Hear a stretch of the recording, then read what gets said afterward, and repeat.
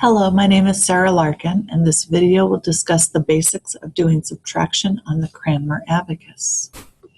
To start with, we'll look at some prerequisites. The student should be able to count by rote, in other words, saying the number names 1, 2, 3 in succession.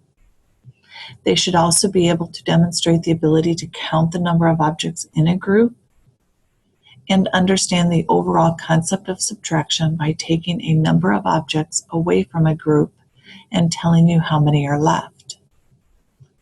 Some of the skills on the abacus the student should already know is how to set and read numbers, and also some of the terminology related to subtraction on the abacus. So let's talk about that terminology. 3 terms that we will be using. First one is set, or to write the first number of the subtraction problem on the abacus. How to count or move the beads away from the counting bar. And returning or moving the beads towards the counting bar. Let's look at some basic problems. 9 minus 3. To start out, we would set the number 9 in the ones place on the abacus, which means we would want a 5 bead and also all 4 1 beads against that counting bar. That's 5, 6, 7, 8, 9 beads on the abacus. Now to subtract, all I need to do is actually remove 3 of those beads from the 1 column to subtract 3. So 1 down, 2 down, 3 down. So to subtract, I'm simply moving them away from that counting bar. Now I read what I have left, and I have 5, and 1 more is 6 beads left. 9 minus 3 is 6. Let's start with a 2-digit number. 14 minus 2 means I would need to set 1 bead in the tens column and all 4 beads in the ones column. Now I'm going to subtract 2.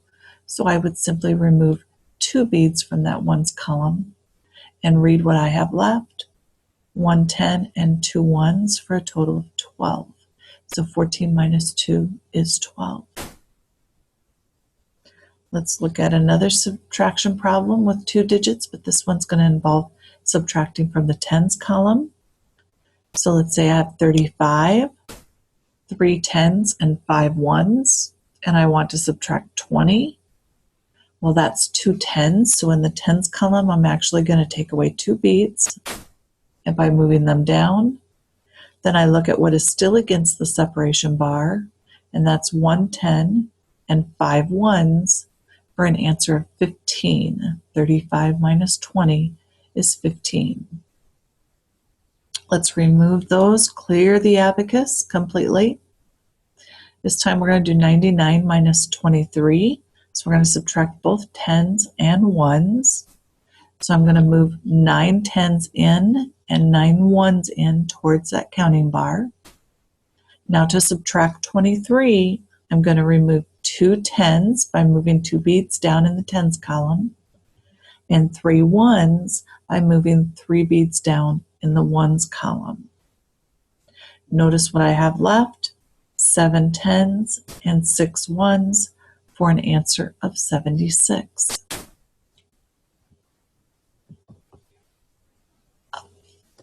A reference that I used for this particular video was the book by Susan Melloway called Abacus Basic Competency, A Counting Method. The next video will discuss some of the rules to handle when there are not beads that can be moved away.